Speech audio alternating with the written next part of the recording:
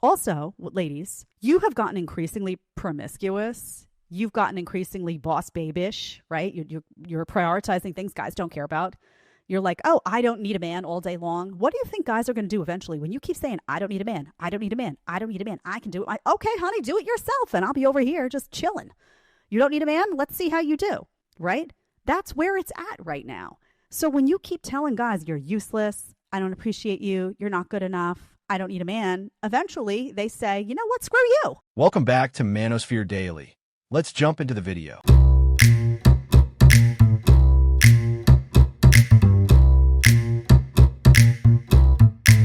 Men in 2025 aren't struggling to date. They're not failing. They're choosing something women never expected: peace.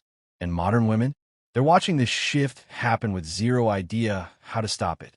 I am Li Ishi, a single mother. When a man pursues me, I don't dare to accept him easily. I can't believe in love. And what I fear most is not having the courage to enter into marriage again. Like a grave. I keep making offerings. He lies there motionless, and he still eats my gifts. After eating, he still shouts at me, "You're at the wrong grave." This passage realistically reflects the relationship situation of many people born in the 90s. My cousin is from the 2000s, and they say, "You from the 90s generation live so tired, always buying houses, cars, getting married, and raising children. Can't you just live your own life?" It's undeniable that today's young people think more clearly. But we, from the 90s generation, try to escape but can't, always being controlled by thoughts similar to those of a sheep. For example, your parents will say, "If you don't get married and have children, what will you do when you're old? Who will take care of you when you're in the hospital bed?" Your girlfriend will say, "If you don't buy a house, how will we get married? Where will we live? On the street." And your friends will say, "How can I not pamper her? If I don't please her for 3 days, she won't let me hold her hand and even blocks me on WeChat." This creates a fixed mindset that girls need to be pampered and loved. But once you follow these steps, you will find that your life will be completely locked in, losing 80% of your possibilities. For the first time in decades, men are realizing they don't actually need dating to be happy. They don't need drama, attitude, or bare minimum isn't enough speeches. They don't need someone draining their wallet and calling it love. They don't need a relationship that feels like a full-time job with no benefits. It is very hard to communicate facts without your interpretation of them or how people feel. I'm saying men will walk away, and men will walk away for 2 reasons. Number 1 reason, the quality of wives is too low. The women are too overweight. Not all. The women are too overweight. The women are too slutty. And the women, there's just not enough quality wives. You know, Aaron Clary broke down the numbers that Michael Knowles, he was kind of disputing them in our debate. But Aaron Clary did a whole video you can look up on his channel. It's from the Book of Numbers, going through how they got the 5% of women are marriageable stat. Men looked at the dating market and saw nothing but risk.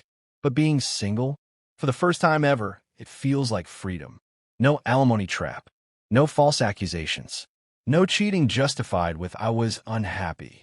Just silence, peace, control over their own life. Why don't men chase women anymore? Today, a guy gave a clear answer.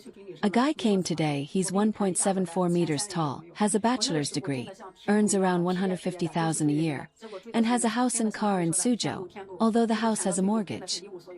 He said, "Fan Jie, you're asking me why I don't chase women anymore. How should I do that? Let me tell you about my last 3 girlfriends." Meanwhile, modern women spent years saying, "I don't need a man." Well, men listened, and now they're gone. And suddenly, those same women are panicking because life is expensive, and strong and independent doesn't come with free upgrades. But in the end, I thought, what do I gain from this? She's a year older than me, earns more, but never spent a cent on me. What do I gain from this? In the end, I decided I was done. Now, I won't chase women anymore. If they want to talk to me, it has to be mutual. If I spend money on you, I'll keep track of everything. If I transfer money, I'll call it relationship allowance. And if we break up, I'll ask for it back. I'm very clear about this now. If you want me to pay for a meal, up to 100 yuan is fine, I'll pay. But if it's more than 300 yuan, we have to split the bill. If you're not willing to split, then we won't talk anymore. As you can see, this guy is very clear-headed now. Why would they want one? What's the number one thing that motivates guys in relationships? We're all thinking the same thing, and they can get that whenever they want with no commitment nowadays. They can meet that need, live on their own, make their own decisions, and do what else they want to do. We've devalued sharing our lives and decisions. We look at it as more of a chore now, and most relationships survive on the feeling of love until that wears out because it's temporary, and then they have to really love someone, and that requires work, effort, and they don't want to do that anymore. Men are tired of being treated like walking ATMs, tired of being expected to pay for everything, while being told they bring nothing to the table. They're tired of dating feeling like a job interview with impossible criteria, tired of being compared to fictional standards on TikTok created by women who can't maintain a relationship for more than 6 months. I'm tired of girls being like, I'll ruin your life. I want a girl that's nice to me and encourages me to be a better person. Two types of guys in the dating market in 2025. We have the copers, the guys who've given up. They're not even trying at all. They've given out up on the game, and they're just sitting at home playing Xbox, hanging out with their mates, not even approaching women, and they've given up. And now we have the triers, the doers, the guys who get rejected, they get back up. Rejection, any type of rejection, doesn't matter. They on to the next, and they pick up their pieces, and these are the guys who will succeed in dating. Because no matter how many women reject them, how many cold approaches go wrong, how many girls ghost them on text, they will go again. And these are the guys that you have to be in order to succeed in 2025 dating. Because it is rough out here in 2025. Women have hundreds of options if they go on dating apps. Loads of guys simping over them. So you have to stand out. And even if you do stand out, you'll still be getting rejected. So yeah, the biggest thing in dating is to get back up and keep trying and overcome the fear of rejection. Happened to myself. I'm very confident in myself, but I'll be DMing women in the past on Instagram, and obviously no guy in the world has a 100% success rate, but many women will ignore my text message. I'll approach women. Many women will ignore my approach, reject me. But the main thing is that I did not give up. I carried on, put the reps in, approached every single day, cold DM'd every single day, always improving my photos, and this is a guaranteed formula for success. And yeah, there have been guys who I've tried to help in the past, friends of mine, brothers, relatives, and I've told them, look, you need to do this, that, and the other. Improve your Instagram profile, approach every day, and guess what happens? 1 or 2 rejections come and they just totally give up. So yeah, they're just destined to fail, and they can keep coping, but it's good news for us guys who are trying, who get rejected and carry on, because we can easily destroy the competition. Even the good looking guys right now, they're literally settling for like 4 out of 10 women, 5 out of 10 women, when they're like a 6 or 7 out of 10 man. So yeah, nobody's trying. So if you do try and dating and you know what works and you keep hammering it down, you're going to smash it, guys, and steal everyone else's future wife. So, men did something radical, something powerful, something women never thought they'd do. They walked away. They chose hobbies over heartbreak, gym over jealousy, peace over problems, a clean apartment over chaos, money in their wallet over emotional ransom. And what happened? Men got happier. Stress disappeared. Confidence rose. Health improved. Their bank accounts finally started growing. Wife taps the can with a knife. When the can doesn't open, she takes it out on her husband.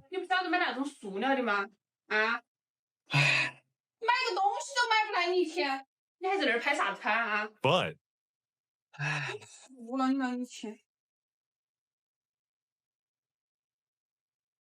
she has way too much pride.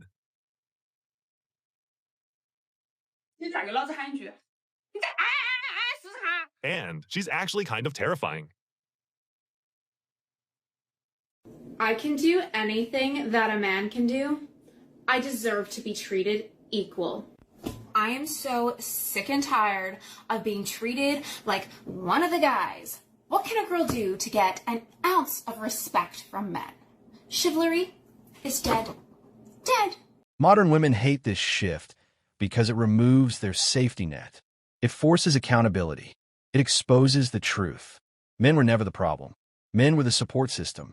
Now that system is unplugged and the panic is loud. If she does some shit, disobeys you, disrespects you, any of that fuck shit, just like John said, here's a fucking warning. Don't do that shit again or I'm out of here. And guess what? If she does that shit, you're out of there. Sometimes women need to feel that pain to realize, oh my God, what the hell is going on? I fucked up. A woman's not going to respect you unless you want to walk away from her, because most guys never walk away from her. I choose to be single because I haven't found the right man yet. I choose to be single. I told you I have options.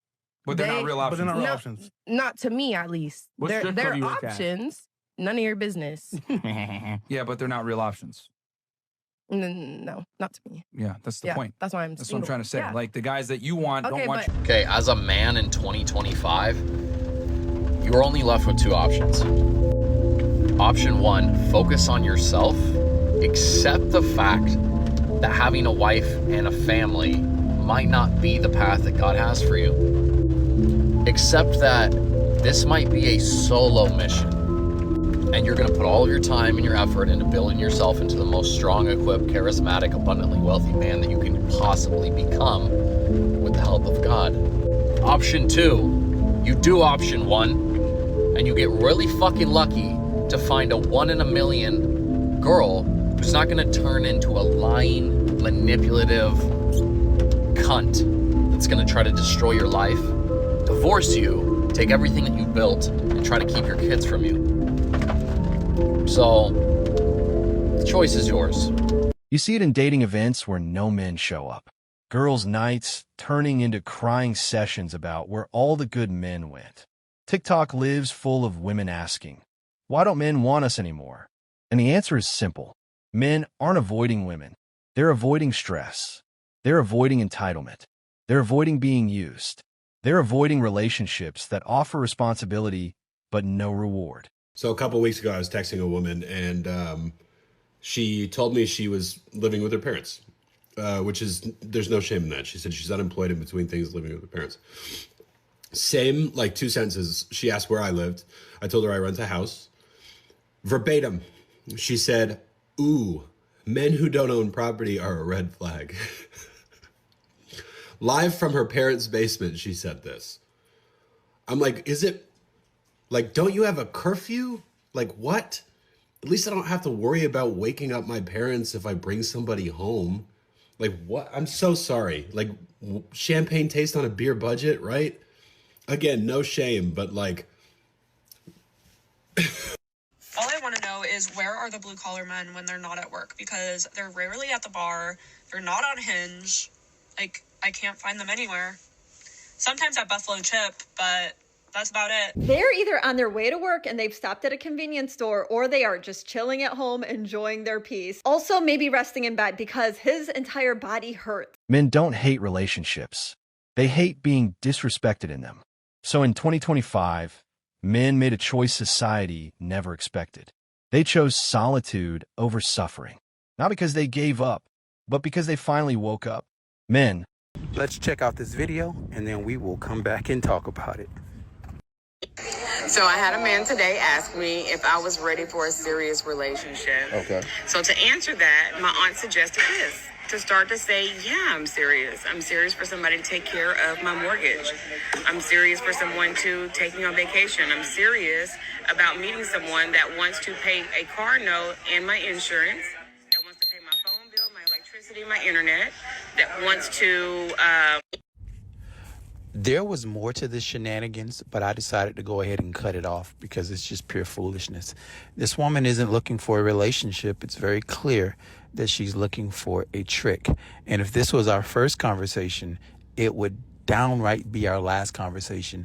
In fact, this conversation would have ended mid-conversation. As soon as she started rattling off all of this nonsense, the conversation would have absolutely ended.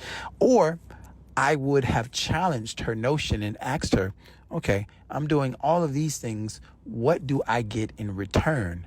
And then the moment she starts spewing off nonsense, that would be the end of the conversation, just like I said earlier. Man, I don't envy y'all at all. To the men who are currently in the dating scene, I don't envy y'all at all.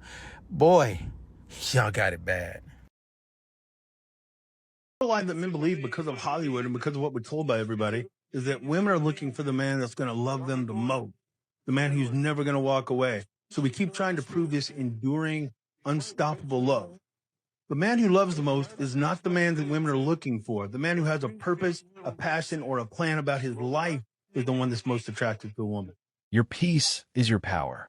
If choosing yourself makes you the villain, wear that title proudly. This is Manosphere Daily, where we speak the truth they try to silence. Like, subscribe, and drop a comment. Peace over problems. Because in 2025, that's the new masculine revolution. If you are not where you want to be, cut the women. They are distractions. If you really painted out like your dream girl, not the girl that you would settle for, like your dream girl, you probably can't get her right now. So what's the point in going out there on dates, on Tinder, getting drunk, all of this bullshit to settle for a woman that is subpar from the vision of who you want to be with? Lock yourself in your house, fucking work on yourself, and present yourself to the world in 5 years and you'll get her like this. My date showed up with her best friend. They ordered the most expensive food and drinks. I said I had to use the bathroom. I hope Daddy's credit card works. People are mad at me for leaving a date who brought her best friend to dinner. Essentially, I had a date plan with one of the girls, and when I arrived, she said her friend was joining us. And when we sat down, they started ordering drinks and appetizers and complimented me the whole time. At this point, I knew this was a scam, and I left. And people are saying that I didn't have a right to leave because those women probably earn triple my wage and I can't face the embarrassment of not being able to afford cheap drinks. And that poor dudes shouldn't date, just stay at home. I don't know, what do you guys think? This is disrespect. If it is a planned date in an intimate setting, it should just be the two of you. And for her to invite her friend to sit down with you guys, it's disrespectful of your time. And that wraps up today's episode of Manosphere Daily. If you enjoyed the content, give it a like. Be sure to subscribe and hit the notification bell so you're notified as soon as a new video is out. Share your thoughts in the comments below. See you all tomorrow.